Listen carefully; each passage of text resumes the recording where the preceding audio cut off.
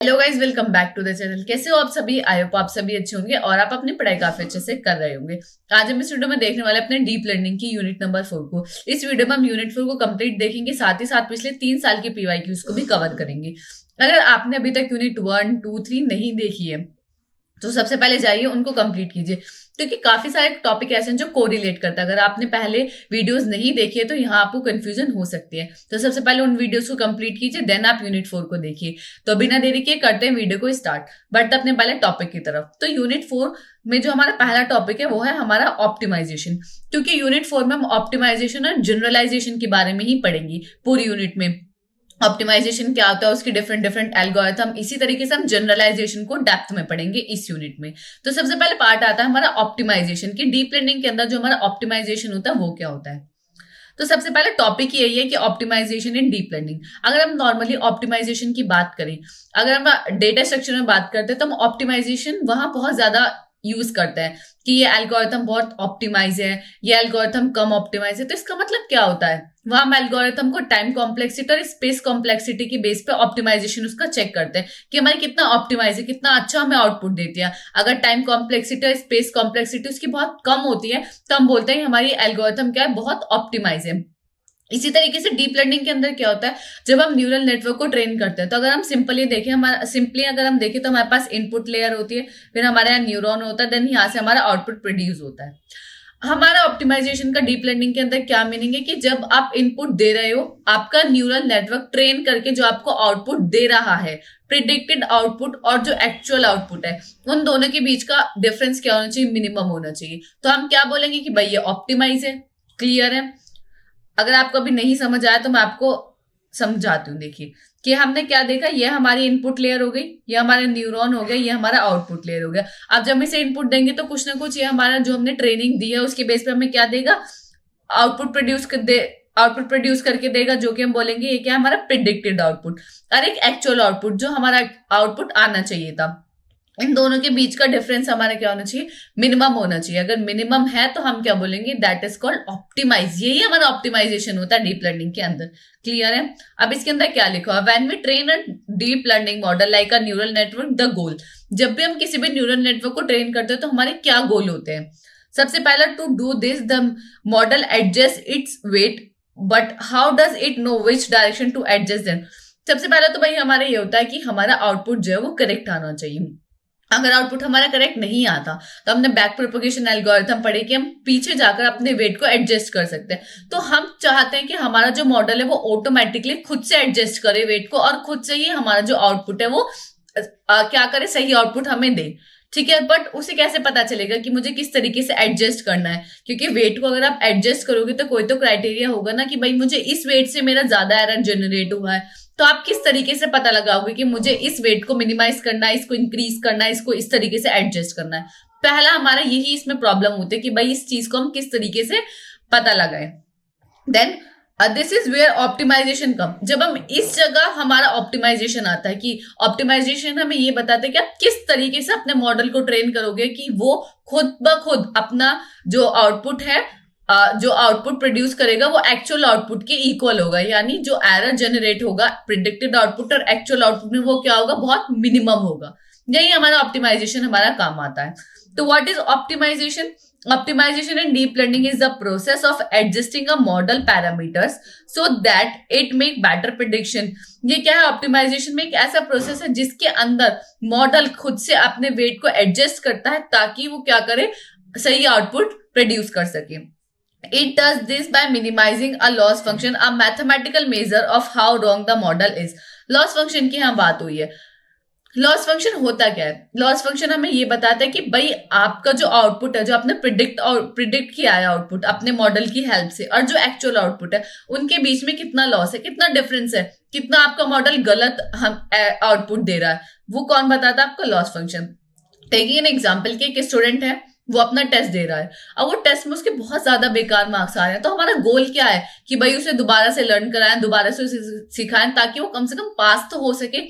यही हमारा loss function हमें क्या बताता है, लॉस फंक्शन यही बताता है कि आपका जो मॉडल है वो कितना गलत आउटपुट प्रोड्यूस कर रहा है।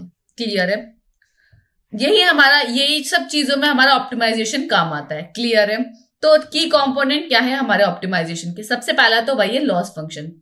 Loss function it tell the model how bad it predict, कि कितना आपका जो मॉडल है वो कितना गलत प्रिडिक्ट करके दे रहा है आपको, वो कौन बताता है? आपका लॉस फंक्शन। एग्जाम्पल के लिए हम क्लासिफिकेशन प्रॉब्लम जब भी डील करते हैं तो क्रॉस एंट्रोपी लॉस की हेल्प से हम ये पता लगा पाते हैं कि हमारा मॉडल कितना गलत प्रिडिक्ट कर रहा है। नेक्स्ट होती है हमारी रिग्रेशन प्रॉब्लम। इसमें हम एमएसई यानी मीन स्क्वायर एरर की हेल्प से पता लगा पाते हैं कि मॉडल हमारा कितना गलत प्रिडिक्ट कर रहा है। क्लियर है? नेक्स्ट आपका आता है ग्रेडियंट। ग्रेडियंट आपको क्या बताता है? फॉर एग्जाम्पल कि आप ये इमेज देख रहे हो, ये जो रेड पार्ट है, अगर आप यहाँ हो तो रेड पार्ट का मतलब क्या है कि अगर आप यहाँ खड़े हो तो यहाँ सबसे ज्यादा क्या है? आपका एरर है। बट आपका गोल क्या है कि ब्लू तक पहुंचे, क्योंकि ब्लू में क्या है? एरर बहुत कम है। तो आपका जो वर्क है वो क्या है? आपका गोल ये है कि आप यहाँ अगर रेड पर हो तो रेड से आपको कहाँ आना है? ग्रीन आना है। बट ये किसकी हेल्प से आप आओगे? ये स्टोकास्टिक ग्रेडियंट हम पहले भी पढ़ चुके हैं। तो ये क्या है? एक ऑप्टिमाइजेशन एल्गोरिथम है जो ये बताती है कि how to change each weight to reduce error, कि जो आप यहाँ खड़े हो, जो रेड पे खड़े हो, आप किस तरीके से अपने वेट को चेंज करके यहां तक पहुंचोगे कि आपका एरर मिनिमम हो जाए। That is called gradient. Clear है? This tells the model how to change each weight to reduce error. Clear है? Gradient, slope, direction, steps change, कि भाई आप कहाँ कहाँ किस तरीके से चेंजेस करो। यहाँ करो भाई, यहाँ तो बहुत सारे रास्ते जाते हैं, बट आप किस तरीके से जाओगे कि आपका जो एरर है वो मिनिमम हो जाए, आप रेड से ब्लू तक पहुंच जाओ। That is called gradient. Clear है? अब ऑप्टिमाइजेशन एल्गोरिथम्स क्या होती है? ये हमें ये बताती है कि आपका जो मॉडल है वो कितना फास्ट है और आप किस तरीके से वेट चेंज करो अपने मॉडल की कि वो एरर जो है किस और एरर को क्या कर सके? मिनिमाइज कर सके। क्लियर है? बहुत पॉपुलर एल्गोरिथम से ऑप्टिमाइजेशन एल्गोरिथम है एसजीडी, स्टोकास्टिक ग्रेडियंट डिसेंट हो गया, मोमेंटम हो गया, आरएमएस प्रॉप्स हो गया, एडम हो गया। ये काफी पॉपुलर एल्गोरिथम है जो मेनली ऑप्टिमाइजेशन के लिए ही हम यूज करते हैं। क्लियर है?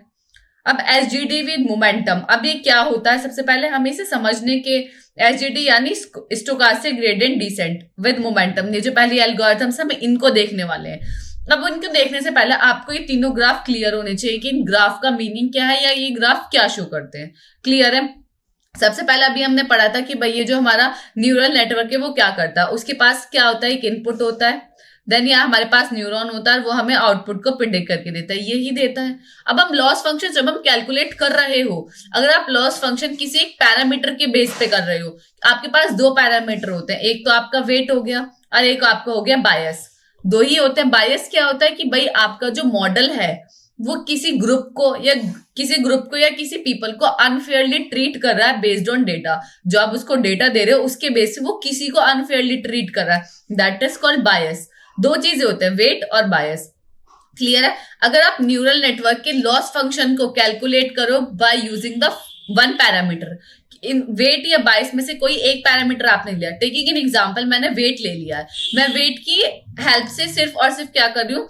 लॉस फंक्शन को कैलकुलेट कर रही हूँ। तो जो मेरा ग्राफ बनेगा वो कुछ इस तरीके का बनेगा। जो फर्स्ट है वो फर्स्ट ग्राफ यही शो कर रहा है कि आप जो कैलकुलेट कर रहे हो लॉस फंक्शन वो सिर्फ और सिर्फ एक पैरामीटर के बेस पे कर रहे हो जो कि है वेट। क्लियर है? सेकेंड ग्राफ क्या शो कर रहा है? अगर आप लॉस फंक्शन को कैलकुलेट कर रहे हो, बायस भी ले रहे हो और वेट भी ले रहे हो, यानी दोनों पैरामीटर की हेल्प से आप कैलकुलेट कर रहे हो लॉस फंक्शन को, तो आपका ग्राफ कैसा होगा? ये कुछ 3D टाइप का ग्राफ होगा जो आपको दिख रहा है। ये जो ग्राफ है वो इस तरीके का बनेगा। अब ये जो आप ग्राफ देख रहे हो ये थोड़ा इमेजिनेशन है। ये जो 3D या बीच में जो ये गड्ढा सा है, लाइक ये जो गड्ढा सा है, इसी को, ये जो गड्ढा है हम देख नहीं पा रहे हैं कि ये कैसा है, तो ये हमें यहाँ दिख रहा है जिसको हम बोलते हैं कॉन्टूर। जो कॉन्टूर है, ये कॉन्टूर ऐसा पार्ट है जो हम नहीं देख पा रहे हैं। ये जो बीच का 3D पार्ट है ना, इस पार्ट को हम बोलते हैं कॉन्टूर। कॉन्टूर की हेल्प से हम ये देख पाते हैं कि ये पार्ट हमारा कैसा है। क्लियर है? अब आपको ये तीनों ग्राफ क्लियर हुए। फर्स्ट ग्राफ क्या बता रहा है कि आप लॉस फंक्शन को सिर्फ और सिर्फ एक पैरामीटर के बेस पे कैलकुलेट कर रहे हो, लॉस फंक्शन को दोनों पैरामीटर की हेल्प से कैलकुलेट कर रहे हो, वेट और बायस की, तो इस तरीके से हो रहा है। कॉन्टूर क्या होता है? जो हमारा ग्राफ है, 3D ग्राफ है, जो उसकी बीच की जगह है वो आप देख नहीं पा रहे, वो हम कॉन्टूर की हेल्प से देख पाते हैं। जो ये दिख रहा है उसको हम बोलते हैं कॉन्टूर पॉइंट। क्लियर है? आई होप आपको समझ आ गया होगा। इसमें लॉस फंक्शन क्या होगा? लॉस फंक्शन हमारे किसके बेस पर निकाले? वेट और बायस। और इसमें किसकी हेल्प से निकालना है? सिर्फ और सिर्फ हम वेट की। क्लियर है? आई होप आपको समझ आ गया होगा। अब नेक्स्ट आता है आपका कॉन्वेक्स ऑप्टिमाइजेशन। कॉन्वेक्स ऑप्टिमाइजेशन और नॉन कॉन्वेक्स ऑप्टिमाइजेशन, ये दो चीजें आती हैं। क्लियर है? कॉन्वेक्स ऑप्टिमाइजेशन के अंदर हम मिनिमा को बहुत इजीली फाइंड आउट कर पाते हैं। जो आप ये देख रहे हो ना, ये वाला, इसमें आप मिनिमा को बहुत इजीली फाइंड आउट कर लोगे कि भाई ये मेरा मिनिमा है, बहुत इजीली फाइंड आउट कर पा रहे हो ना, तो that is called convex optimization. ये जो ग्राफ है, ये एग्जांपल आपका कॉन्वेक्स ऑप्टिमाइजेशन की।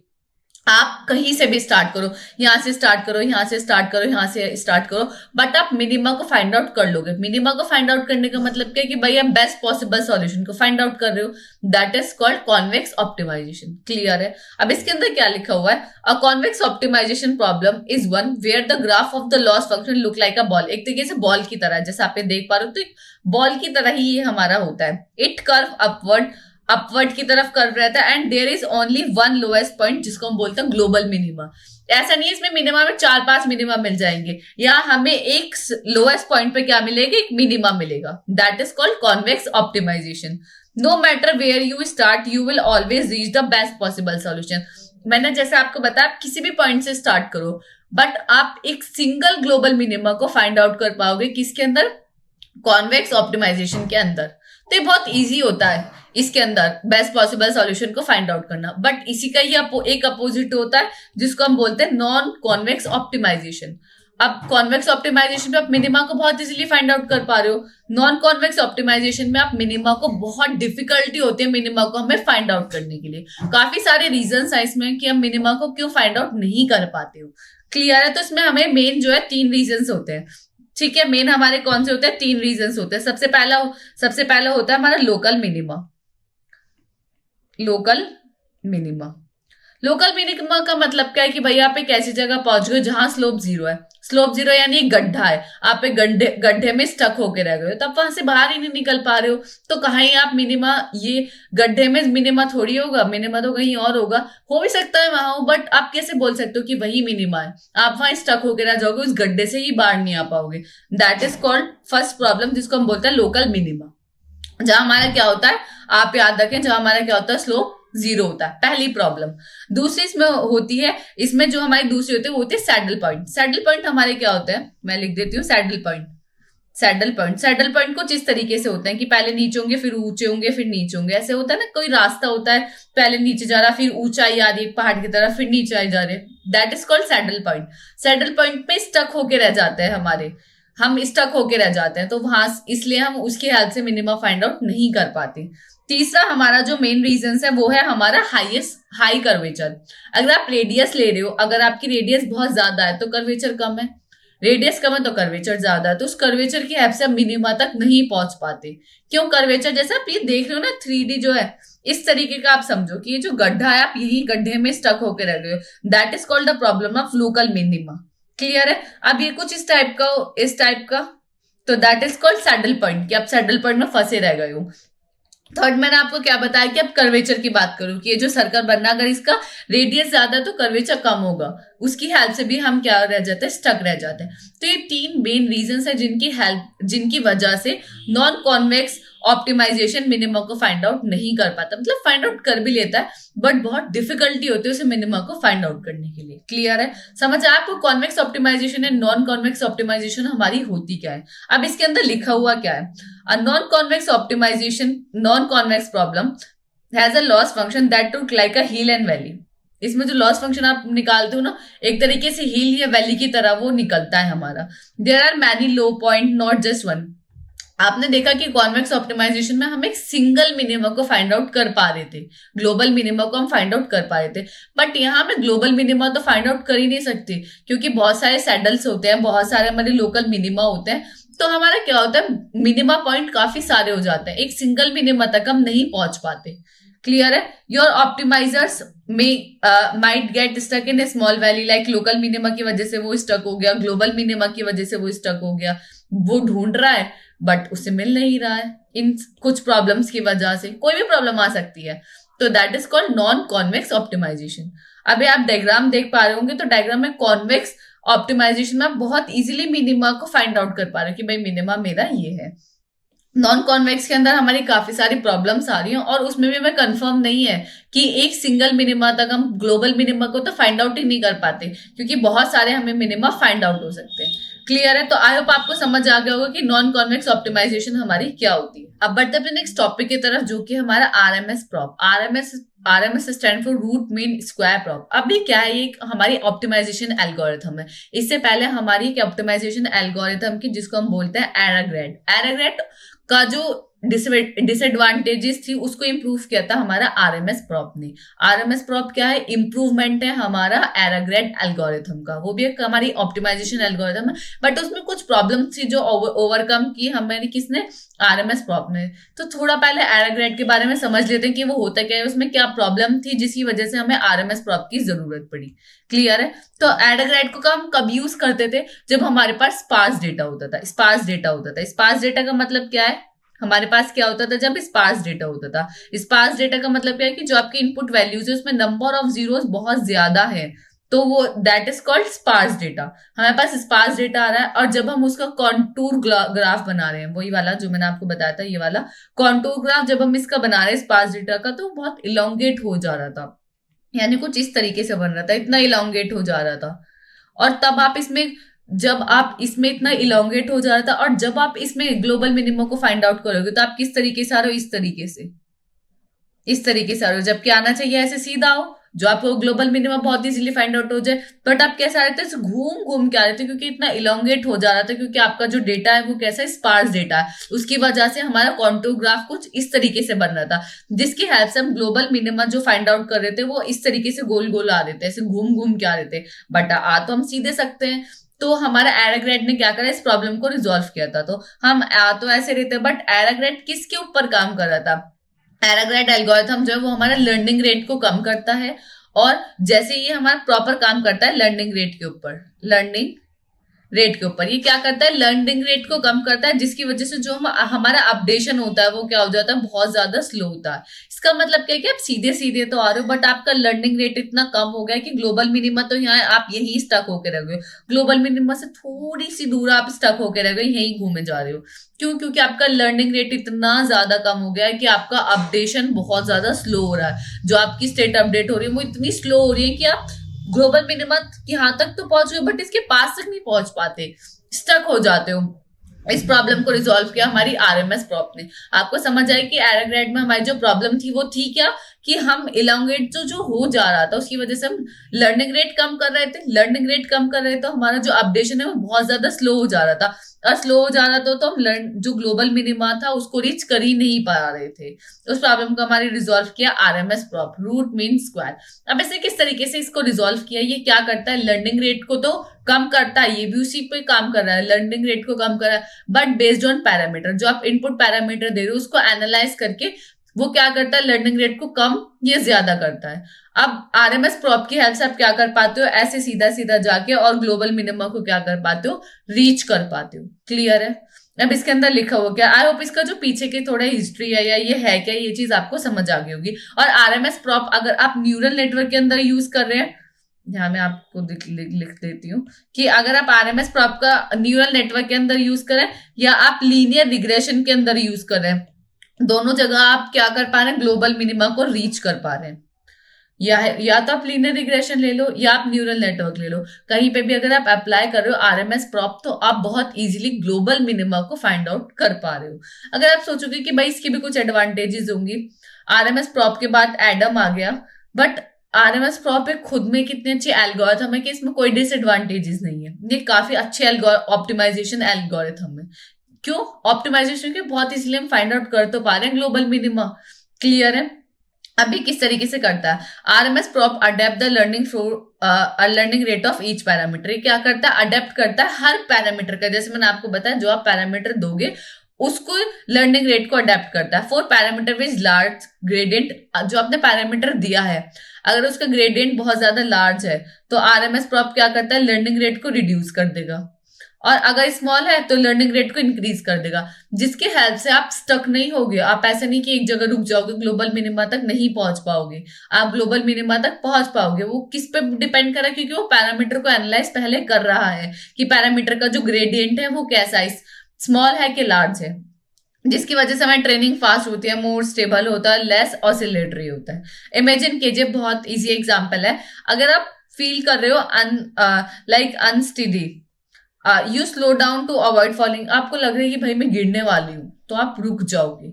बट अगर आपको लग रहा है कि रोड जो है हमारे स्मूथ है, कोई भी नहीं है दूर दूर तक, तो आप स्पीड अप कर लोगे। यही काम ये करता है। अगर इसको लगता है कि भाई मैं फंसने वाला हूँ या मैं गिरने वाला हूँ, तो लर्निंग रेट को रिड्यूस करने लग जाता है। अगर उसको लगता है कि रास्ता साफ है, एकदम स्मूथ है, तो लर्निंग रेट को इंक्रीज करके बहुत इजिली ग्लोबल मिनिमा तक रीच कर जाता है। क्लियर है? RMS prop does the same. अगर उसको लगता है कि ग्रेडियंट जो मेरे पास पैरामीटर है उसका ग्रेडियंट अनस्टेबल है, तो वो लर्निंग रेट को स्लो कर देगा कि जब स्टेबल हो जाएगा हम तब निकल लेंगे।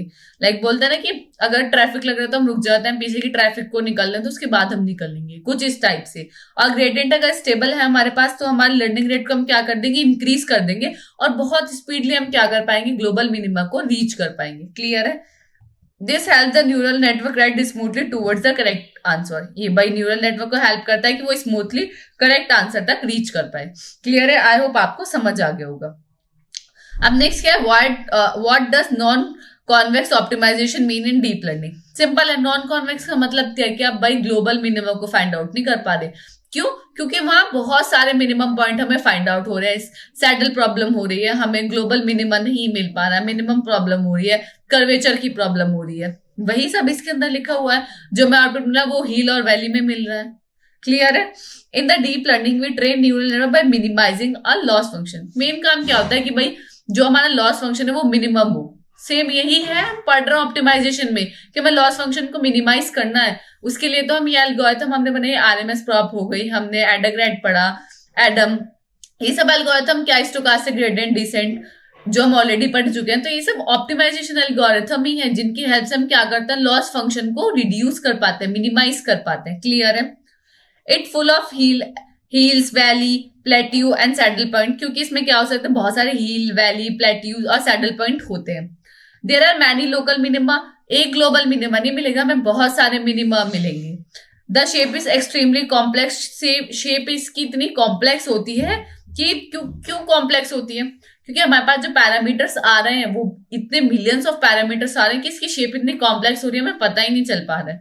क्लियर है? तो नॉन कॉन्वेक्स तो हम वैसे भी पढ़ चुके हैं, बट यहाँ टॉपिक था तो मैंने आपको बता दिया कि non convex optimization deep learning के अंदर उसका क्या मतलब है। How optimizer handle non convexity. अब ये ऑप्टिमाइजर्स क्या होता है, ऑप्टिमाइजर सिंपल वो है कि हम मिनिमम या तो मिनिमम वैल्यू या मिनिमम को फाइंड आउट करना, ये ऑप्टिमाइजर्स का काम होता है। तो ऑप्टिमाइजर्स किस तरीके से नॉन कॉन्वेक्सिटी को हैंडल करते हैं। Optimizer like momentum, Adam, RMS prop help us navigate to complex landscape. सबसे पहले क्या करते हैं, रिड्यूस करता है जिगजैग बिहेवियर। ये जो जिगजैग बिहेवियर है ना, ये क्या करता है, इसको कम करता है ताकि आपके सैडल पॉइंट कम हो सके, ताकि आपका जो ग्लोबल मिनिमा था ना, जिस हम बोल रहे गड्ढा, उनको कम कर सके। Help pass through narrow valley, बहुत नैरो वैली हुई तो उसको पास करना बहुत ज्यादा कॉम्प्लेक्स हो जाता था, तो हमें उसमें भी हेल्प करता है। क्लियर है? आई होप आपको समझ आया होगा। अब नेक्स्ट टॉपिक है हमारे स्टोकास्टिक ऑप्टिमाइजेशन की। स्टोकास्टिक ऑप्टिमाइजेशन हमारा डीप लर्निंग के अंदर क्या होता है। ठीक है, ये भी हमारी एक ऑप्टिमाइजेशन एल्गोरिथम है। तो stochastic optimization is a method of optimization where we do not use the entire data set to compute update. हमें क्या अपडेट करना, हम पूरे डेटा सेट का यूज नहीं करते, यहाँ हम यूज करते हैं रैंडमनेस का, यानी रैंडम सैंपल्स को हम यूज करते हैं इंस्टेड ऑफ कि हम पूरे डेटा सेट को डील करें। क्लियर है? Instead we use a random sample to estimate the gradient. Gradient को एस्टिमेट करने के लिए हम रैंडमली कुछ सैंपल्स को लेते हैं, उनको उनके ऊपर टेस्ट करते हैं, ग्रेडियंट को फाइंड आउट करते हैं। ऐसा नहीं कि हम पूरे डेटा सेट को ले रहे हैं, देन उसका प्रॉपर ग्रेडियंट निकालें, देन उसके बाद हम कर रहे हैं, नहीं। क्लियर है?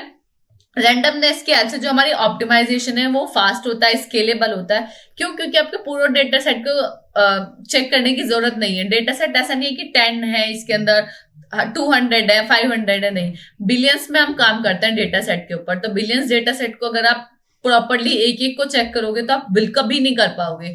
तो क्या करते हैं, स्टोकास्टिक ऑप्टिमाइजेशन की हेल्प से रैंडमनेस की हेल्प से क्या कर पाते हैं, उसकी स्पीड अप कर पाते हैं, बहुत इजीली चेक कर पाते हैं ग्रेडियंट को। क्लियर है? अब हम इसकी जरूरत क्यों है, समझ आया ना आपको कि ये है क्या, कि भाई हम इसमें सिंपल है कि एंटायर डेटा सेट के ऊपर हम काम नहीं करते, अपडेट करने के लिए हमें क्या अपडेट करना है, तो हम रैंडम सैंपल्स का यूज करते हैं। अब हमें जरूरत क्यों? क्योंकि millions of images, billions of text, massive blocks of recommendation system, अगर हम एक एक पे काम करेंगे तो बहुत ज्यादा स्लो हो जाएगा। मेमोरी हमें इतनी ज्यादा चाहिए, प्रैक्टिकल इम्प्लीमेंटेशन इतना ज्यादा चाहिए, जो कि हमारे पास है तो, बट बहुत कॉम्प्लेक्सिटी इंक्रीज हो जाएगी और हमें इतनी जरूरत भी नहीं है। तो हम रैंडमनेस की हेल्प से हम क्या कर पाते हैं? फास्ट कर पाते हैं, अपनी मेमोरी को बचा पाते हैं। क्लियर है? आई होप आपको समझ आ गया होगा। तो स्टोकास्टिक ऑप्टिमाइजेशन ने ये सारी प्रॉब्लम्स जो थी हमारी, जिसमें हम बहुत स्लो हो जा रहे थे, मेमोरी बहुत ज्यादा चाहिए थी, प्रैक्टिकल रियल वर्ल्ड टास्क को हम नहीं इंप्लीमेंट कर पा रहे थे, तो उस चीजों को क्या किया? इसने रिजॉल्व किया। क्लियर है? कुछ फेमस स्टोकास्टिक ऑप्टिमाइजर्स हैं जो हम यूज करते हैं। सबसे पहला हो गया फुल बैच ग्रेडियंट डिसेंट। ये क्या करता है? ये सारे data, is the name suggest full, यानी ये सारे डेटा को यूज करता है एग्जैक्टली जैसे कि ग्रेडियंट, जैसे कि हमारा ग्रेडियंट काम करता है ना, उसी तरीके से एग्जैक्टली हमारा काम करता है। बट ये बहुत ज्यादा स्लो होता है क्योंकि पूरा डेटा सेट के ऊपर हमारा काम करता है।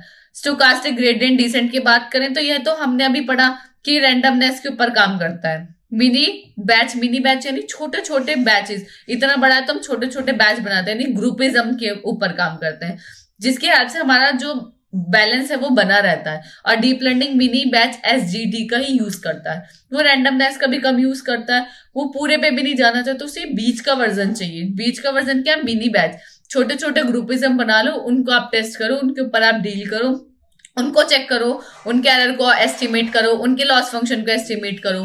क्लियर है? आई होप आपको समझ आ गया होगा कि ये हमारा स्टोकास्टिक ऑप्टिमाइजर्स हमारे होते क्या है। अपने नेक्स्ट टॉपिक की तरफ, जो कि हमारा जनरलाइजेशन। ऑप्टिमाइजेशन हमने पढ़ लिया, अब हमारा पार्ट आता है जनरलाइजेशन का, कि जनरलाइजेशन हमारा न्यूरल नेटवर्क के अंदर क्या होता है।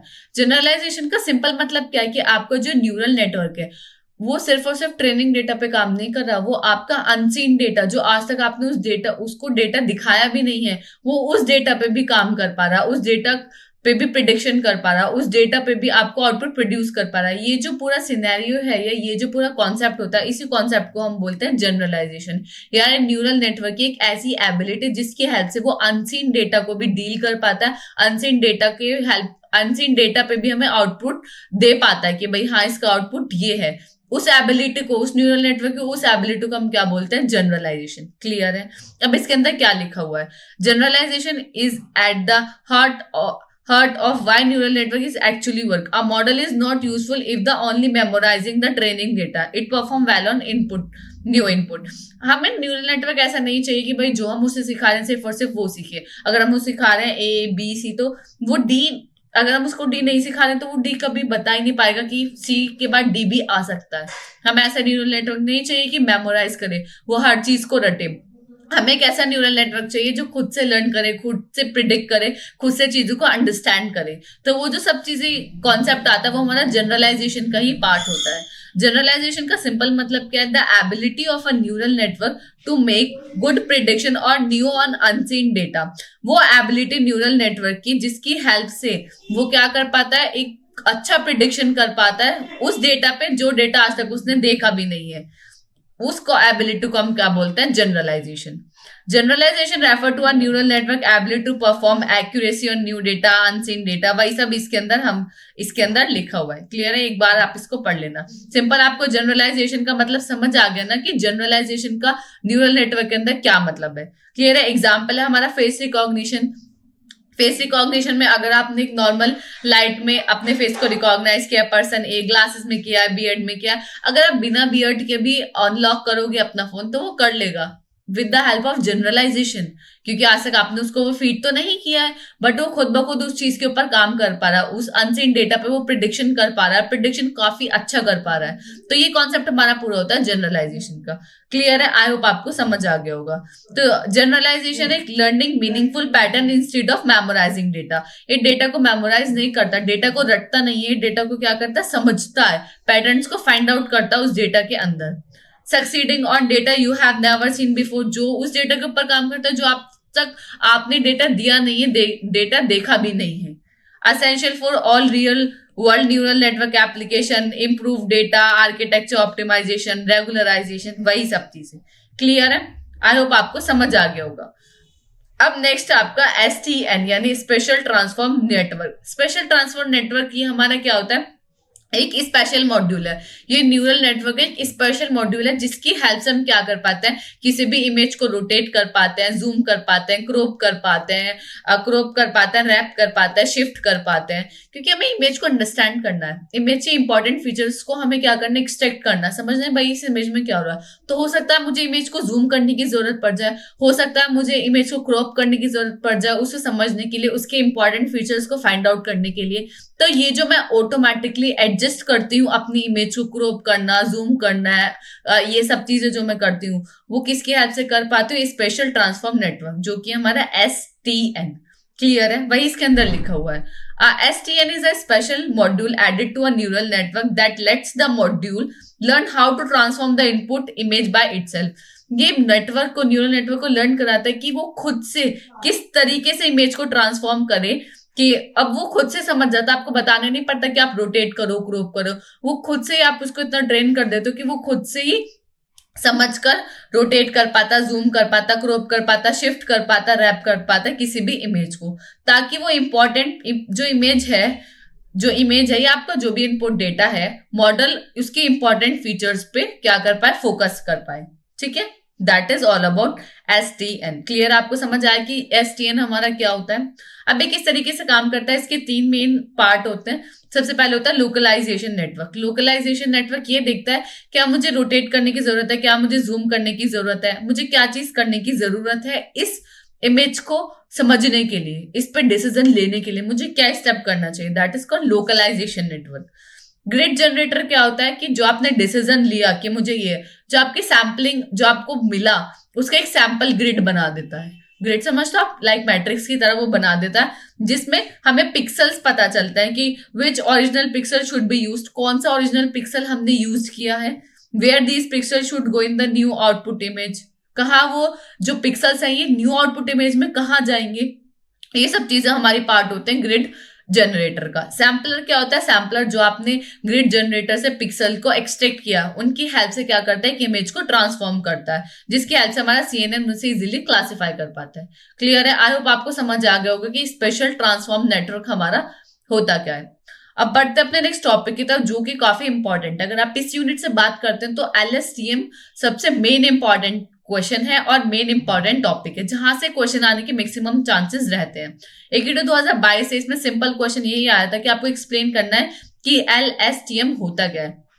LSTM stand for long short term memory. इसकी पूरी फुल फॉर्म क्या है, L for long short term memory. अब इससे पहले मैं आपको समझाऊं तो थोड़ा इसके पीछे चलते हैं। इससे पहले मैं ANN पढ़ा, RNN पढ़ा, ठीक है, पढ़ते हैं थोड़ा कि भाई हमने इनके अंदर क्या पढ़ा, ये होते क्या है, किस तरीके से काम करते हैं। अगर मैं ANN की बात करूं तो ANN में क्या है, ये हमारे इनपुट लेयर होती है, ये हमारी हिडन लेयर होते हैं, न्यूरॉन इससे कनेक्टेड होते हैं। क्लियर है, लाइक ये हमारी इनपुट लेयर होगी, यहीं से हमारा एक आउटपुट लेयर होती है जहां से हमें प्रिडिक्शन होकर मिल जाता है। टेकिंग एन एग्जांपल कि मेरे पास एक सीक्वेंस लाइक एक सेंटेंस है कि लाइक माय नेम इज, आपका जो भी नाम है, मेरा नाम मैंने लिख दिया, my name is Arisha. Clear है, ANN सबसे पहले हम स्टार्टिंग से समझते हैं कि ANN इसको किस तरीके से डील करेगा। आपने दिया, ANN क्या करेगा, इसको वेक्टर में कन्वर्ट करेगा, वेक्टर में कन्वर्ट करके क्या करेगा, सब इनपुट लेयर को दे देगा, इसको वेक्टर में कन्वर्ट करा, ये सभी को, ऐसा नहीं एक एक वर्ड को या एक एक कैरेक्टर को, नहीं, पूरा लेगा सेंटेंस, पूरा का पूरा इसे इनपुट लेयर में भेज देगा। क्या होगा, माई नेम इज अरीशा, मुझे आउटपुट में क्या मिलेगा, अरीशा इज नेम माई, उल्टा सीधा मिलेगा। क्यों, यहाँ तो सीक्वेंस गड़बड़ा गया। सीक्वेंस कैसे गड़बड़ा गया, आपने पूरा का पूरा सेंटेंस इनपुट लेयर में भेज दिया, अब भाई उसका प्रोसेसिंग स्पीड किसी को भी वो पहले प्रोसेस कर सकता, हो सकता है अरीशा को पहले प्रोसेस कर दे, हो सकता है इसको पहले प्रोसेस कर दे, तो जो हमारी सीक्वेंसिंग है वो आउट हो गई। अब इनपुट को छोड़ दिया, आउटपुट मुझे कुछ उल्टा पुल्टा मिल रहा है, यानी यहाँ कोई भी सीक्वेंसिंग डेटा पे नहीं थी, ANN हो गया फेल। यहाँ समझ आ गया क्यों फेल हुआ। अब भाई हमारा आ गया RNN, recurrent neural network. RNN ने इस प्रॉब्लम को सॉल्व कर दिया। RNN क्या करता है, ठीक है कोई दिक्कत नहीं, मैं वर्ड बाय वर्ड यानी सेंटेंस के अंदर जो भी वर्ड है कैरेक्टर बाय कैरेक्टर उनको क्या करूंगा, प्रोसेस करूंगा। क्या करूंगा, पहले माई लूंगा, माई लिया पहले H0 पे, फिर उसको लिया, फिर जो इसका आउटपुट आया फिर H1 पे गया, देन मैंने नेम लिया, देन इज लिया, देन हमारा अरीशा लिया, यानी ये एक एक को कर पा रहा है, सिक्वेंशली हमारा जो सीक्वेंस है वो बिगड़ भी नहीं रहा है। जैसे आरएनएन का अगर हम सिंपल देखें तो यहाँ input layer neuron then output layer, but यहाँ क्या होता है, स्टेट का कॉन्सेप्ट होता है आरएनएन में। स्टेट का कॉन्सेप्ट का मतलब क्या है कि जो हमारा न्यूरॉन है वो खुद को फीड करता है, यानी खुद को फीडबैक देता रहता है, फीड करता रहता है। क्लियर है, स्टेट का मतलब ये है। आरएनएन ठीक है, अच्छा काम कर रहा था कि भाई हमारी सीक्वेंसिंग भी नहीं बिगड़ रही है और हम डेटा पे काम बहुत इजीली कर पा रहे हैं। बड़ा डेटा हो गया, फिर क्या कर पा रहे हो। आरएनएन में एक बहुत बड़ी प्रॉब्लम थी, एक्सप्लोडेटिंग एंड ग्रेडियंट प्रॉब्लम, जो हम पहले भी पढ़ चुके हैं। इसका मतलब क्या है कि अगर बहुत लंबा पैराग्राफ आ गया, अब आरएनएन वर्ड बाय वर्ड पढ़ता जा रहा है। अब जब तक वो लास्ट तक पहुंचा तो वो स्टार्टिंग की चीजें भूल जाता है, यानी वैनिशिंग प्रॉब्लम आ जाती है, दिमाग से उसकी निकल जाती है, मेमोराइज करने की पावर नहीं होती, उसके दिमाग से कुछ चीजें निकल गई हैं। अब आप सोचो कि जो आपका आउटपुट है वो बिल्कुल ही डिपेंडेंसी है फर्स्ट वर्ड पे। हो सकता है कि लाइक मैं बोलूं कि मैं महाराष्ट्र से हूं और मेरी मदर टंग ये है, तो महाराष्ट्र स्टार्टिंग में है ना, महाराष्ट्र ऐसा कोर पॉइंट है जिसकी वजह से आप प्रिडिक्ट कर पाओगे कि मेरी मदर टंग क्या है। समझ रहे हो आप। या अगर मैं बोलूंगी कि मैं बंगाल से हूँ, वेस्ट बंगाल से हूँ, तो मेरी मदर टंग ये है, तो वेस्ट बंगाल जो है वो एक ऐसा कोर पॉइंट है, ये कोर आइडिया, ये ऐसा सेंटेंस है जिसकी हेल्प से आप बहुत इजीली आउटपुट को प्रिडिक्ट कर सकते हो। मॉडल मेरा वेस्ट बंगाल ही भूल गया, कोलकाता जो मेरा महाराष्ट्र उसको ही भूल गया, तो इसको क्या प्रिडिक्ट कर पाएगा वो। तो यहाँ वैनिशिंग हमारी प्रॉब्लम आती है, जिसकी हेल्प से हम क्या कर पाते हैं, बड़े large sentence sequential large sentence और लार्ज सिक्वेंशियल डेटा पे हम काम नहीं कर पाते। क्लियर है, आई होप आपको समझ आया होगा कि भाई आरएनएन हम क्यों काम नहीं कर पाते हैं आरएनएन में। अब आरएनएन में ठीक है हम काम नहीं कर पा रहे, अब आया हमारा एलएसटीएम यानी लॉन्ग शॉर्ट टर्म मेमोरी। अब ये क्या करता है, आरएनएन की तरह ही है। जैसे आप आरएनएन का ये डायग्राम देख रहे हो ना कि ये आरएनएन की तरह ही है, बट इसमें क्या होता है, इनपुट लेयर न्यूरॉन, यहाँ हमारे दो स्टेट होती है, दो स्टेट को ये मेंटेन करता है। एक स्टेट होती है हमारी शॉर्ट टर्म मेमोरी, एक होती है हमारी लॉन्ग टर्म मेमोरी। क्या करता है, दो स्टेट को मेंटेन करता है, long term memory and short term memory. Short term memory में जो आप इनपुट दे रहे हो वो सब किस में जाता है, शॉर्ट टर्म मेमोरी में। जो उसको लगता है कि जो आप इनपुट दे रहे हो और वो फ्यूचर में मेरा काम आएगा, तो वो सेंटेंसेस को किस में रख देता है, लॉन्ग टर्म मेमोरी में रख देता है। जैसे मैंने आपको बताया था कि किस तरीके से काम करता है, बताती हूँ मैं आपको। इसमें होता तो यही है सिंपल आरएनएन की तरह, बट इसमें स्टेट क्या होती है, दो स्टेट होती है, long term memory and short term memory. आप कुछ भी दे रहे हो कि my self Arisha, I am from West Bengal and my mother tongue is this, और बहुत लंबा पैराग्राफ है। अब ये क्या कर रहा है कि शॉर्ट टर्म मेमोरी में जो आप इनपुट दे रहे हो वो सब शॉर्ट टर्म मेमोरी में रखता जा रहा है, बट इसे लग रहा है कि कुछ ऐसा है कि ये मुझे वर्ड ऐसा लग रहा है कि मेरा फ्यूचर में मुझे बहुत काम आएगा आउटपुट को प्रिडिक्ट करने में। जैसे कि महाराष्ट्र, ठीक है, मुझे ऐसा लग रहा है कि भाई जो मेरा आउटपुट है वो स्पीड डिपेंडेंसी है, तो मैं किस में रख लूंगी, लॉन्ग टर्म मेमोरी में मैं रख लूंगी उसे। जब मुझे जरूरत पड़ेगी मैं लॉन्ग टर्म मेमोरी से लेके और अपने आउटपुट को प्रिडिक्ट कर पाऊंगी। तो यहाँ क्या वैनिशिंग प्रॉब्लम नहीं है, इसका मतलब क्या, इसके पास मेमोरी आ गई है। ये क्या कर पा रहा है, जो भी आपका प्रीवियस डेटा उसको मेमोराइज कर पा रहा है, रख पा रहा है, उसको समझने की कोशिश कर रहा है कि हाँ भाई मुझे आप कितना भी बड़ा पैराग्राफ दे दो, कितना भी बड़ा आप मुझे कुछ भी दे दो, मुझे जो लगेगा इंपॉर्टेंट मैं लॉन्ग टर्म मेमोरी में रख दूंगी और बहुत इजीली जब मुझे जरूरत पड़ेगी वहां से पढ़ के अपने आउटपुट को प्रिडिक्ट करके आपको बता दूंगी कि भाई इसका आउटपुट ही है। तो आरएन में जो प्रॉब्लम थी वो प्रॉब्लम रिजॉल्व करी हमारी एलएसटीएम में। क्लियर है किस तरीके से करी, क्योंकि दो चीजों को मेंटेन करता है, long term memory and short term memory. Short term memory में जो आप इनपुट दे रहे हैं वो सब आएंगे, लॉन्ग टर्म मेमोरी में वो आता है जो हमें फ्यूचर में हमें जरूरत पड़ेगी आउटपुट को प्रिडिक्ट करने के लिए। क्लियर है, that is all about LSTM. Clear है, आपको समझ आ गया होगी कि एलएसटीएम हमारा क्या होता है। ठीक है, अब इसके डायग्राम भी आप देखोगे ना, पहले हम पूरा समझ लेते हैं उसके बाद हम थ्योरी पाएंगे। आप ये डायग्राम देख रहे हो, ये है हमारा आरएनएन का डायग्राम जिसमें इनपुट लेयर, हिडन लेयर और आउटपुट लेयर है, सिंपल जैसे हमें पता है। बट आप देख पा रहे हो कि हिडन लेयर के अंदर हमारी एक ही है, एक ही, ये शॉर्ट टर्म मेमोरी को ही सिर्फ और सिर्फ मेंटेन कर रहा है, इसमें लॉन्ग टर्म मेमोरी नहीं है। बट अगर ये किसका एलएसटीएम का आर्किटेक्चर है, एलएसटीएम के आर्किटेक्चर में आप देखोगे तो यहाँ ये दो लाइन मेंटेन कर रहा है। ऊपर वाली लाइन जो है वो लॉन्ग टर्म मेमोरी है और ये क्या है, शॉर्ट टर्म मेमोरी है। क्लियर है, समझ आया आपको। ये होता है हमारा एलएसटीएम का आर्किटेक्चर, ये होता है हमारा आरएनएन का आर्किटेक्चर। क्लियर, आई होप आपको समझ आया होगा। अब LSTM के अंदर हम गेट्स का यूज करते हैं। 3 गेट होते हैं। सबसे पहला होता है हमारा फॉरगेट गेट, जो कि ये है। बीच में होता है हमारा इनपुट गेट, थर्ड होता है हमारा आउटपुट गेट। ठीक है, अब ये हमारे इनके अलग अलग वर्किंग है कि जो हमारा फॉरगेट गेट है वो अलग काम करता है, इनपुट गेट है वो अलग काम करता है, आउटपुट गेट है वो हमारा अलग काम करता है। फॉरगेट गेट क्या करता है, जो करंट इनपुट है उसके बेस पे वो प्रिडिक्ट करता है कि भाई मुझे लॉन्ग टर्म मेमोरी में से क्या रिमूव करना है। कुछ चीज ऐसी है कि भाई मेरा प्रिडिक्शन, मुझे ये जो लॉन्ग टर्म मेमोरी में मैंने रखा हुआ है मेरे काम का नहीं है, अब मैं दूसरे सेंटेंस से पहुंच चुकी हूँ, तो लॉन्ग टर्म मेमोरी में से उसे मुझे रिमूव करना है, तो वो कौन करेगा, फॉरगेट गेट। क्लियर है, जो आप ये इनपुट दे रहे हो इनके बेस पे देखेगा कि जो लॉन्ग टर्म मेमोरी में मैंने रखा हुआ है वो मुझे रखना चाहिए, नहीं रखना चाहिए, तो जस्ट उसको रिमूव कर दो। कौन करता है, फॉरगेट गेट। क्लियर है। अब इनपुट गेट क्या करता है, बेस्ड ऑन करंट इनपुट, जो आप इनपुट दे रहे हो करंट इनपुट के बेस पे वो डिसाइड करता है कि मुझे लॉन्ग टर्म मेमोरी में क्या रखना है। ये काम करता है हमारा इनपुट गेट। बहुत सारे सेंटेंसेस अब मैंने इनको पढ़ा और मैंने डिसाइड किया कि लॉन्ग टर्म मेमोरी में मुझे ये सेंटेंस रखना है, तो ये काम कौन कर रहा है, हमारा इनपुट गेट।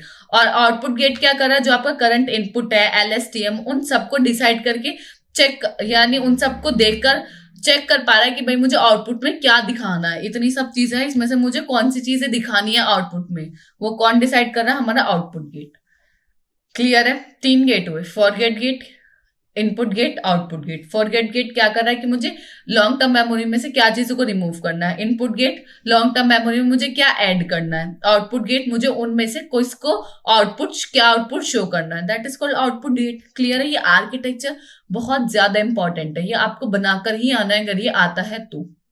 क्लियर है, आई होप आपको समझ आ गया होगा। अब तो पूरा थ्योरी पार्ट और ये ANN RNN सारे कॉन्सेप्ट को आपको अच्छे से एक्सप्लेन करके आना है। अब इसमें लिखा हुआ क्या है, LSTM is a special kind of RNN। Special kind of RNN ये, जैसे मैंने आपको बताया, design to remember thing for a long time. ये एक ऐसा RNN का एक्सटेंडेड वर्जन है जिसमें ये चीजों को बहुत लॉन्ग टर्म तक याद रख पाता है। It solve the forgetting problem, जो RNN में हमारी वैनिशिंग एंड ग्रेडियंट प्रॉब्लम थी उसको इसने रिजॉल्व किया। यानी ये स्टार्टिंग की चीजें भी आप कितना ही बड़ा पैराग्राफ दे लो वो याद रख पा रहा था।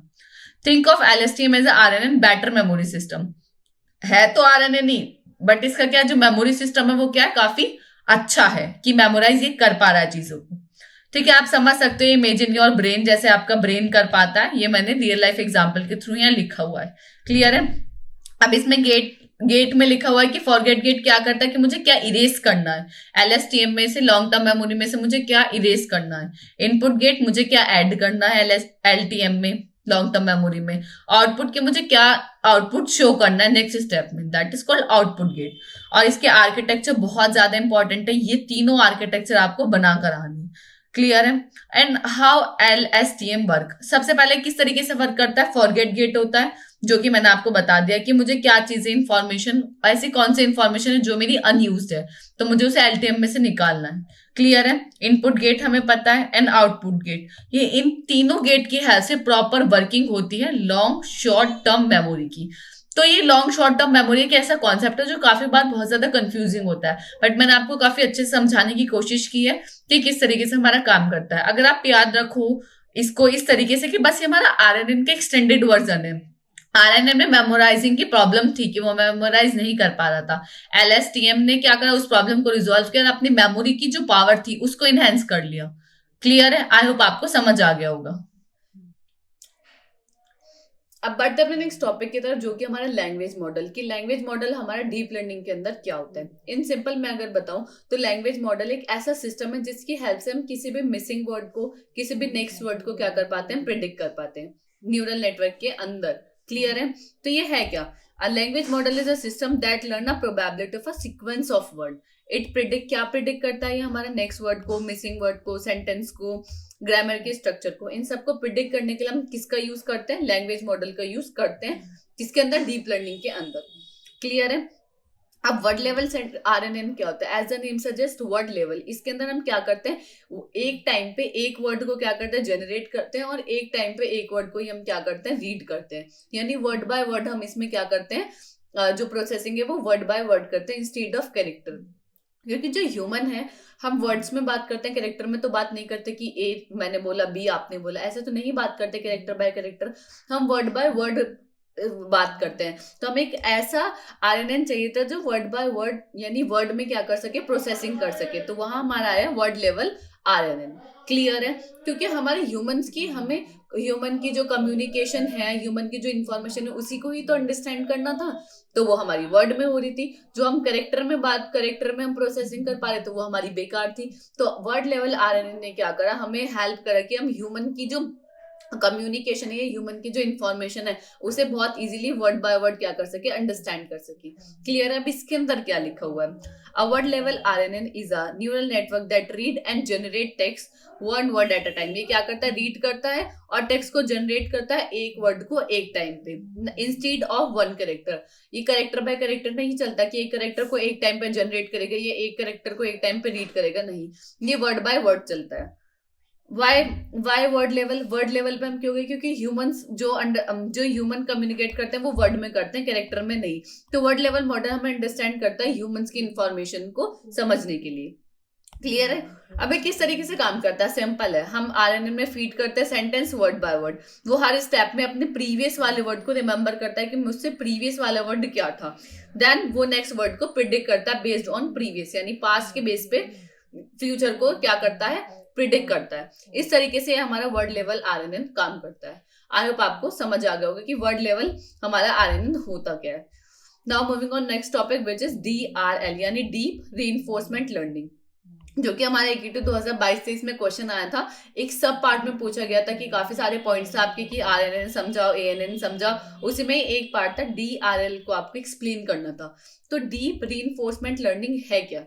Deep reinforcement learning neural network है जो किस पे काम करता है, हमारा ट्रायल एंड एरर पे काम करता है। ट्रायल और एरर का मतलब क्या है कि अगर आप कुछ अच्छा काम करते हो, हमारे न्यूरल नेटवर्क कुछ अच्छा काम करेगा तो हम उसे कुछ रिवॉर्ड देंगे, बट अगर वो कुछ गलत काम करेगा हम उसे क्या देंगे, कुछ पनिशमेंट देंगे, ताकि वो अपना जो प्रिडिक्शन है, जो अपना वो प्रिडिक्शन कर पा रहा है, उसको क्या कर सके, इम्प्रूव कर सके। जैसे ह्यूमंस होता है, अगर हम कुछ अच्छा काम करते हैं तो हमें रिवॉर्ड मिलता है, तो हम क्या करते हैं, दोबारा अच्छा काम करने की कोशिश करते हैं। बट अगर हम कुछ गलत काम करते हैं तो हमें पनिशमेंट भी मिलती है, ताकि हम वो दोबारा काम, पनिशमेंट जब हमें मिलता है, हमें मार पड़ती है तो हम वो दोबारा काम नहीं करते। क्लियर है? तो इसी के ऊपर हमारा डीआरएल काम करता है। ह्यूमंस की तरह वो ट्रायल और एरर के बेस पे क्या करता है, लर्न करता है। क्लियर है? डीप रेनफोर्समेंट लर्निंग सिंपल है, न्यूरल नेटवर्क है, और ट्रायल और एरर के बेस पे क्या करता है, अपनी लर्निंग करता है। डूइंग एन एक्शन, कोई काम करा, अगर उसने अच्छा करा तो रिवॉर्ड मिलेगा, बेकार करा तो पनिशमेंट मिलेगी।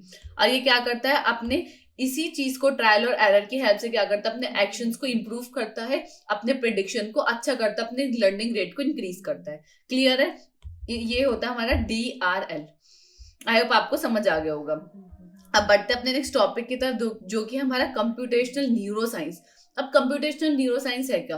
कंप्यूटेशनल न्यूरोसाइंस एक ऐसी फील्ड है जिसके अंदर हम अपने ब्रेन को अंडरस्टैंड, ह्यूमन का जो ब्रेन है उसको अंडरस्टैंड करना चाहते हैं, बट किसकी हेल्प से, मैथ्स की हेल्प से, कंप्यूटर मॉडल की हेल्प से, न्यूरल नेटवर्क की हेल्प से हम ह्यूमन ब्रेन को समझना चाहते हैं कि ह्यूमन ब्रेन किस तरीके से काम करता है, किस तरीके से प्रोसेसिंग करता है, क्या क्या चीजें उसके अंदर होती है। वो पार्ट हमारा आता है कंप्यूटेशनल न्यूरोसाइंस के अंदर, कि वो किस तरीके से हमारा कंप्यूट कर रहा है हमारा ब्रेन किसी भी इंफॉर्मेशन को। क्लियर है? Understand how real biological neurons compute information, जो हमारे न्यूरॉन्स हैं, जो हमारे एक्चुअल में बायोलॉजिकल न्यूरॉन्स हैं, वो किस तरीके से इन्फॉर्मेशन को from one neuron to another neuron transfer कर रहे हैं, उसको प्रोसेस कर रहे हैं, वो सब चीजें वो किस तरीके से कर रहे हैं।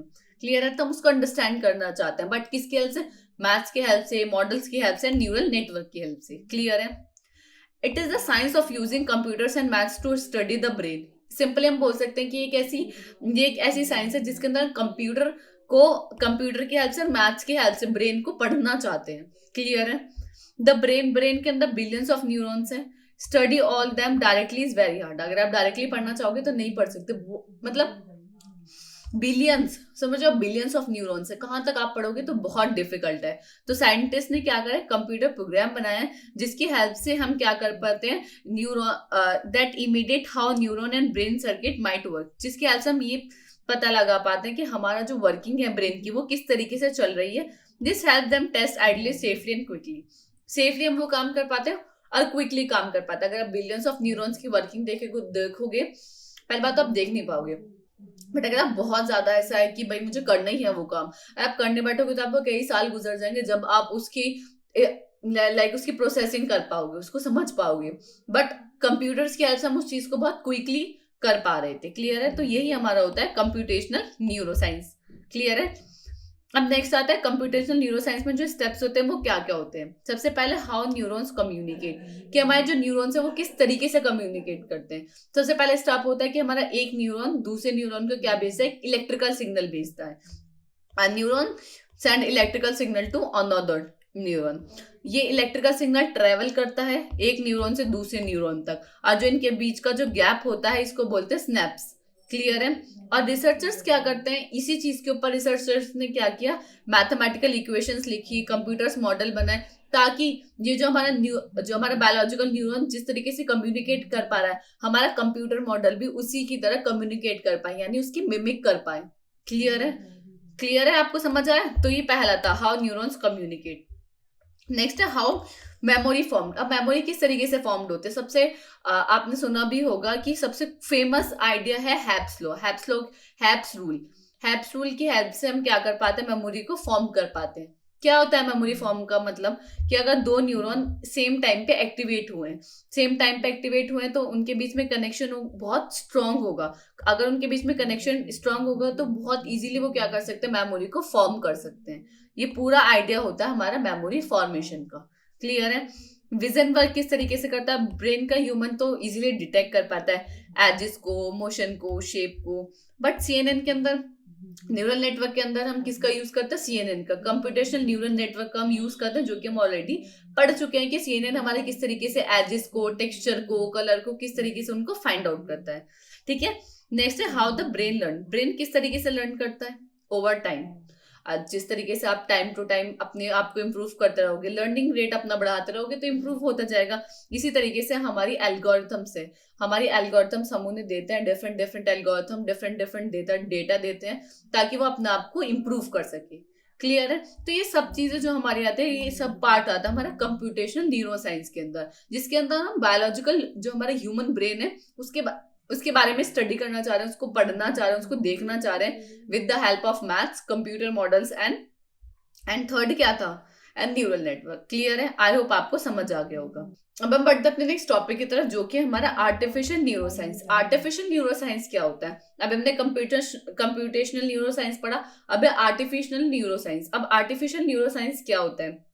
एक ऐसी अप्रोच है डीप लर्निंग के अंदर, जिसके अंदर हम किसका यूज करते हैं, उस आइडिया का यूज करता है कि हमारे ह्यूमन ब्रेन किस तरीके से डिजाइन हुआ है, किस तरीके से वो अंडरस्टैंड करता है, किस तरीके से प्रोसेसिंग करता है, और किस तरीके से इंप्रूवमेंट वो करता रहता है। इस कोर आइडिया को हम यूज करते हैं किसके अंदर, आर्टिफिशियल न्यूरोसाइंस के अंदर। Deep learning copy how the brain work. Deep learning के अंदर हम आर्टिफिशियल न्यूरोसाइंस के अंदर हम क्या करते हैं, कॉपी करते हैं कि हमारे ह्यूमन ब्रेन किस तरीके से काम करता है। तो आर्टिफिशियल न्यूरॉन्स का हम यूज करते हैं, जैसे हमारे नॉर्मल ह्यूमन ब्रेन के अंदर न्यूरॉन्स होते हैं, बायोलॉजिकल न्यूरॉन्स होते हैं, बट इसके अंदर हम क्या करते हैं, आर्टिफिशियल न्यूरॉन्स की हेल्प से प्रोसेसिंग करते हैं। एक न्यूरॉन से दूसरे न्यूरॉन तक क्या पहुंचाते हैं, इंफॉर्मेशन को ट्रांसफर करते हैं, प्रोसेस करते हैं, उसको डिजाइनिंग करते हैं एक्चुअल ह्यूमन ब्रेन की तरह। क्लियर है? ये हमारा पूरा पार्ट होता है आर्टिफिशियल न्यूरोसाइंस का, आर्टिफिशियल न्यूरोसाइंस का। क्लियर है? आई होप आपको समझ आ गया होगा।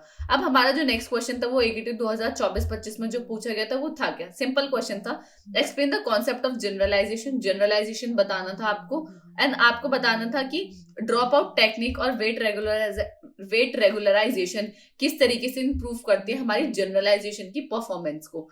तो जनरलाइजेशन क्या है, सिंपल जनरलाइजेशन ये है कि हमारा न्यूरल नेटवर्क की वो एबिलिटी जो अनसीन डेटा पे भी हमारा काम कर पा रहे हैं, दैट इज कॉल्ड जनरलाइजेशन, जो भी हम पढ़ चुके हैं। बट ये ड्रॉप आउट क्या है वो देख लेते हैं। Drop out, how drop out help generalization. तो ड्रॉप आउट क्या है, ड्रॉप आउट का मतलब क्या है कि आप रैंडमली कुछ न्यूरॉन्स को ऑफ करें। जब आप न्यूरल नेटवर्क को ट्रेन कर रहे हैं तो आप सारे न्यूरॉन्स को नहीं कर रहे हैं, आप क्या कर रहे हैं, कुछ कुछ रैंडमली न्यूरॉन्स को क्या कर पा रहे हैं, ऑफ कर दे रहे हो। तो ऐसे नहीं, हमारी डिपेंडेंसी एक न्यूरॉन्स पे नहीं रही कि अगर ये न्यूरॉन रहेगा तो ही हमारी काम आएगा, नहीं। आप क्या करें, रैंडमली पहले इसे ऑफ कर दिया, फिर इसे ऑफ कर दिया, फिर इसे ऑफ कर दिया। तो ट्रेनिंग के दौरान आप ये करते रहते हो, जिसकी हेल्प से हमारा क्या होता है, हमारा जो न्यूरॉन्स है वो बहुत अच्छे से काम कर पाते हैं, डिपेंडेंसी कम हो जाती है कि ऐसा नहीं है कि ये हेड है तो यही इसे हर टाइम अवेलेबल होगा, नहीं, कभी भी हम इसे ऑफ कर सकते हैं। ऐसा नहीं है कि डिपेंडेंसी हमारी इस पे ही है। तो हर इस एक के ऊपर क्या होता है, इक्वल रेस्पॉन्सिबिलिटीज आती है। हमारे पैटर्न्स हम बहुत इजीली जनरेट कर पाते हैं। हर न्यूरॉन्स अपना जो बोलते हैं ना कि अपना जो योगदान है वो दे पाता है। क्लियर है? This focus the network to learn important pattern को हम लर्न कर पाते हैं। ऐसा नहीं है कि अब फ्यू न्यूरॉन्स पे डिपेंडेंसी हो गई कि बस ये अवेलेबल होंगे तो ही हमारा काम होगा, नहीं ऐसा कुछ नहीं है। तो ड्रॉप आउट इस तरीके से हमारी जनरलाइजेशन में हेल्प करता है, क्योंकि जनरलाइजेशन में अगर हमारे पास डिपेंडेंसी रहेगी कि भाई हाँ यही न्यूरॉन्स काम करेंगे तो ही हमारा काम होगा, तो आप अनसीन डेटा पे कैसे काम कर पाओगे? अगर कोई और न्यूरॉन आ गया, ये दोनों एब्सेंट रहे तो ये न्यूरॉन तो अनसीन डेटा पे काम ही नहीं कर पाएंगे, तो जनरलाइजेशन तो खत्म हो जाएगा ना। तो इसलिए ये हमारा काम करता है। इसमें कोई भी मेमोराइज डेटा को रटने की जरूरत नहीं है। आप पैटर्न्स को फाइंड आउट करते हो, पैटर्न्स को लर्न करते हो। क्लियर है? आई होप आपको समझ आ गया होगा। नेक्स्ट है कि वेट रेगुलराइजेशन किस तरीके से हेल्प करता है हमारी जनरलाइजेशन में। वेट रेगुलराइजेशन सिंपल है कि अगर आप न्यूरल नेटवर्क के अंदर बहुत ज्यादा बड़ा वेट ले रहे हो तो वो आपको पेनल्टी देगा कि भैया पेनल्टी लो। क्यों? अगर आप बहुत ज्यादा वेट ले रहे हो तो आप ओवरफिटेड हो रहे हो। ओवरफिटेड का मतलब क्या है कि आप हर चीज को याद रखने की कोशिश कर रहे हो, मेमोराइज रखने की कोशिश कर रहे हो। अगर आप मेमोराइज रखने की हर चीज को कोशिश करोगे तो आप अनसीन डेटा पे कभी भी काम नहीं कर पाओगे। तो रेगुलराइजेशन हमें हेल्प करता है कि अगर कोई भी हमारा न्यूरॉन बहुत ज्यादा वेट लेके बैठा है तो उसे वो पेनल्टी दे देता है कि अपना वेट कम करो, ताकि आप हर चीज को मेमोराइज ना करो। अगर आप मेमोराइज करोगे तो भाई जनरलाइजेशन पे आप कैसे काम करोगे? तो इस तरीके से हमारा वेट रेगुलराइजेशन जनरलाइजेशन में हमारी हेल्प करता है। ठीक है? Weight regularization add a penalty when the model use big data, big weight. Big weight का मतलब क्या है कि वो हर चीज को, हर ट्रेनिंग डेटा को याद करने की कोशिश कर रहा है। बट अगर आप उसी वेट को स्मॉल रखोगे तो क्या होगा? Simple, learn simpler rule, avoid memorizing and work better on new data. Clear है? ये चीजें इसके अंदर आ जाएंगी जब आप बिग डेटा को स्मॉल डेटा से कन्वर्ट करोगे, इसे रिप्लेस करोगे। क्लियर है? आई होप आपको समझ आ गया होगा। अगर ये दो टेक्निक नहीं आएंगी, अगर हम वेट रेगुलराइजेशन और ड्रॉप आउट का यूज नहीं करेंगे तो हमारा जनरलाइजेशन में बहुत ज्यादा प्रॉब्लम आ जाएगी, ओवरफिटिंग की प्रॉब्लम आ जाएगी, हमारी डिपेंडेंसी की प्रॉब्लम आ जाएगी। तो इन प्रॉब्लम को रिजॉल्व करता है हमारा drop out and weight regularization generalization के अंदर। क्लियर है? आई होप आपको समझ आ गया होगा। अब इसमें सिंपल लिखा हुआ है एक टेबल में कि जनरलाइजेशन का मतलब क्या है कि आप अनसीन डेटा पे बहुत अच्छे से काम कर पा रहे हो। ओवरफिटिंग का मतलब क्या है कि आप हर चीज को याद रखने की कोशिश कर रहे हो, that is called overfitted. Already हम पढ़ चुके हैं। ड्रॉप आउट का मतलब क्या है कि आप मेमोराइजेशन को रोकते हो, ओवरफिटेड कंडीशन को रोकते हो कि हम कुछ न्यूरॉन्स पे डिपेंडेंसी नहीं रख रहे, हम हर पे डिपेंडेंसी रखेंगे, हर को इक्वल राइट देंगे। कभी भी हम किसी को भी ऑफ कर सकते हैं, ऐसा नहीं है कि यही प्रॉपर यही काम करेगा। वेट रेगुलराइजेशन ओवरफिटेड कंडीशन को कम करता है कि आप अगर बहुत ज्यादा वेट ले रहे हो तो आप हर चीज को याद रखने की कोशिश कर रहे हो, बट वो चीज हमें नहीं करनी, हमें पैटर्न को फाइंड आउट करना है, इन्फॉर्मेशन को समझना है। क्लियर है? आई होप आपको समझ आ गया होगा। नेक्स्ट क्वेश्चन जो हमारे एग्जीक्यूटिव 2024-25 में पूछा गया था, तो आपसे नॉन कॉन्वेक्स ऑप्टिमाइजेशन के बारे में पूछा था और सैडल पॉइंट के बारे में पूछा था कि सैडल पॉइंट क्या होता है, वो किस तरीके से इन्फ्लुएंस करते हैं। ये ऑलरेडी हम क्वेश्चन पूरा कवर कर चुके हैं जब हमने नॉन कॉन्वेक्स ऑप्टिमाइजेशन पढ़ा था। क्लियर है? तो आप इसको एक बार पढ़ लेना। इसमें सैडल पॉइंट के बारे में आपको बताना था और सैडल पॉइंट को हम अवॉइड कर सकते हैं जो हमने अभी एल्गोरिथम्स हमने पढ़ी। क्लियर है? आई होप आपको समझ आ गया होगा। तो यहाँ हमारी यूनिट 4 कंप्लीट होती है। यहाँ हमने यूनिट 4 के सारे पीवाईक्यूज को कवर किया, पूरी यूनिट को हमने काफी अच्छे से कवर किया। अगर आपको कोई भी डाउट है कमेंट सेक्शन में बता सकते हो। अगर अभी तक आपने हमारी एप्लीकेशन को डाउनलोड नहीं किया है तो जल्दी से जाइए हमारी एप्लीकेशन को डाउनलोड कीजिए, क्योंकि आपको नोट्स वहीं अवेलेबल होंगे। So thank you so much for watching this video. मिलते हैं किसी अगली वीडियो में।